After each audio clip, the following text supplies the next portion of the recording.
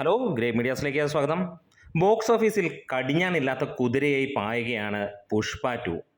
16-ാം ദിനത്തിലേക്ക് കടക്കുമ്പോൾ cinema record കളക്ഷനോടെ കുതിപ്പ് തുടർന്നുകൊണ്ടിരിക്കുകയാണ്. ഇന്ന് വെള്ളിയാഴ്ചയാണ്. സ്വാഭാവികമായും നമ്മൾ എക്സ്പെക്റ്റ് ചെയ്യുന്നു ഒരു കളക്ഷൻ വർധനവ് അതിന്നുണ്ടാകുമെന്നുള്ളതിന് യാതൊരു സംശയവുമില്ല. പ്രത്യേകിച്ച് ഹിന്ദി ബെൽറ്റ് തന്നെയാണ് സിനിമയുടെ സ്ട്രോങ് ഏരിയയായിട്ട് നിൽക്കുന്നത്. 15-ാം ദിവസവും സിനിമയ്ക്ക് മികച്ച കളക്ഷനാണ് ഹിന്ദി ബെൽറ്റിൽ നിന്ന് വന്നത്. 15-ാം ദിവസം അല്ലെങ്കിൽ 14 ദിവസത്തെ കളക്ഷൻ റിപ്പോർട്ടുകൾ പുറത്തുവിട്ടിരുന്നു. 1500 കോടിക്ക് മുകളിലേക്ക് സിനിമ കയറിയതായി, അതായത് 1508 കോടി സിനിമ കയറിയതായിട്ട് ഒഫീഷ്യൽ കളക്ഷൻ റിപ്പോർട്ടുകൾ പുറത്തു വരികയും ചെയ്തു.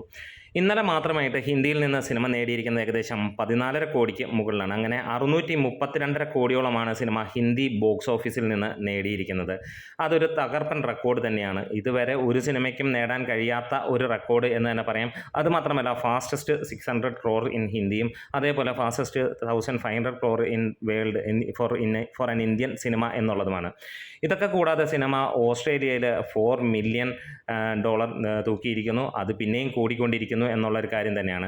ഇവിടെ എടുത്തു പറയേണ്ട കാര്യം വേറൊന്നുമല്ല, പുഷ്പയുടെ കളക്ഷൻ ഇപ്പോൾ ഒരു ഇടിവ് എന്ന് എല്ലാവർക്കും തോന്നുന്നുണ്ടാവാം. പക്ഷേ ഇവിടെ വമ്പൻ സിനിമകൾ വന്ന് 1000 കോടി കടന്ന അല്ലെങ്കിൽ ടോപ്പിൽ നിൽക്കുന്ന സിനിമകൾക്ക് പോലും 2ാം വാരത്തിലൊന്നും ഇത്രയും കളക്ഷൻ വന്നിട്ടില്ല. അതായത് ഹിന്ദിയിൽ നിന്ന് മാത്രമായിട്ട് സിനിമ നേടുന്നത് 15 കോടിക്ക് മുകളിൽ എന്ന് പറഞ്ഞു കഴിഞ്ഞാൽ അതൊരു റെക്കോർഡ് തന്നെയാണ്. അതുകൂടാതെ വേൾഡ് വൈഡ് ആയിട്ട് സിനിമയുടെ കളക്ഷൻ വരുമ്പോഴത്തേക്ക് 25-30 കോടിയോളമാണ് എന്നുള്ളത്. അല്ലാതെ 2.5 കോടിയല്ല, 25 കോടിക്ക് മുകളിലാണ്. അതായത് ഓരോ ദിവസവും സിനിമ നേടുന്നത് അത്രത്തോളമാണ്. ഇനി വീക്കെൻഡിലേക്ക് കടക്കുമ്പോൾ നമുക്ക് 50 കോടിയും 60 കോടിയിലേക്കും എത്തുന്നു എന്നുള്ളത് തന്നെയാണ്.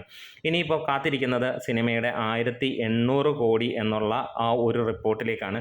അതിന് ദിവസങ്ങളെടുക്കും. ഒരു പക്ഷേ ക്രിസ്മസ് ദിനത്തിലായിരിക്കാം സിനിമയുടെ ആ ഒരു റേഞ്ചിലേക്ക് എത്താൻ പോകുന്നത്. കാരണം ഇനിയുള്ള ഹോളിഡേയ്സിൽ ആയിട്ട് ഈ സിനിമയുണ്ടാവും. കേരളത്തിൽ സിനിമയുടെ ഏറെക്കുറെ ഒരു ഫൈനൽ റണ്ണായിട്ട് തന്നെയാണ് പോകുന്നത്. 20 കോടി ടച്ച് ചെയ്യും എന്നുള്ളത് തന്നെ പ്രതീക്ഷിക്കുകയാണ്. വേൾഡ് വൈഡായിട്ട് സിനിമ ഇന്നത്തെ കളക്ഷനോടുകൂടി തന്നെ ഏകദേശം 1540 കോടി അല്ലെങ്കിൽ 38 കോടിയിലേക്ക് എത്തും എന്നുള്ള പ്രതീക്ഷ തന്നെയാണ്. അതായത് ഇന്ന് ആ ഒരു റേഞ്ചാണ് നമ്മൾ എക്സ്പെക്റ്റ് ചെയ്യുന്നത്. ഇനി വെള്ളിയാഴ്ചത്തെ കളക്ഷൻ വരുമ്പോഴത്തേക്ക് നമുക്ക് തീർച്ചയായും ഉറപ്പിക്കാം 1580 അല്ലെങ്കിൽ 90 ആ റേഞ്ചിലേക്ക് എത്തുമെന്നുള്ളതാണ് പ്രതീക്ഷ. ഇന്നും പുഷ്പ തന്നെയാണ് ഇവിടെ അരങ്ങ് വാണുകൊണ്ടിരിക്കുന്നത് എന്നാണ് ഏറ്റവും നമുക്ക് ഇമ്പോർട്ടൻ്റ് ആയിട്ട് പറയാനുള്ള കാര്യവും. എന്തായാലും പുഷ്പ താഴത്തില്ലട എന്ന് പറഞ്ഞാൽ അതങ്ങനെ തന്നെയാണ്.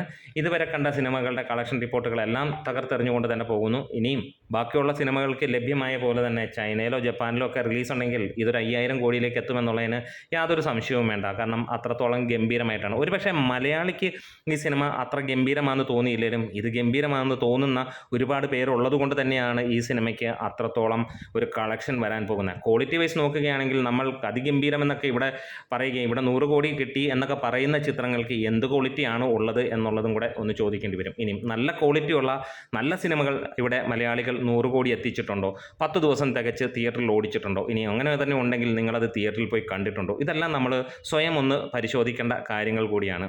കാത്തിരിക്കാം. നമ്മുടെ വീഡിയോസ് ഇഷ്ടമായെങ്കിലും സപ്പോർട്ട് ചെയ്ത് തരണം. Great medias.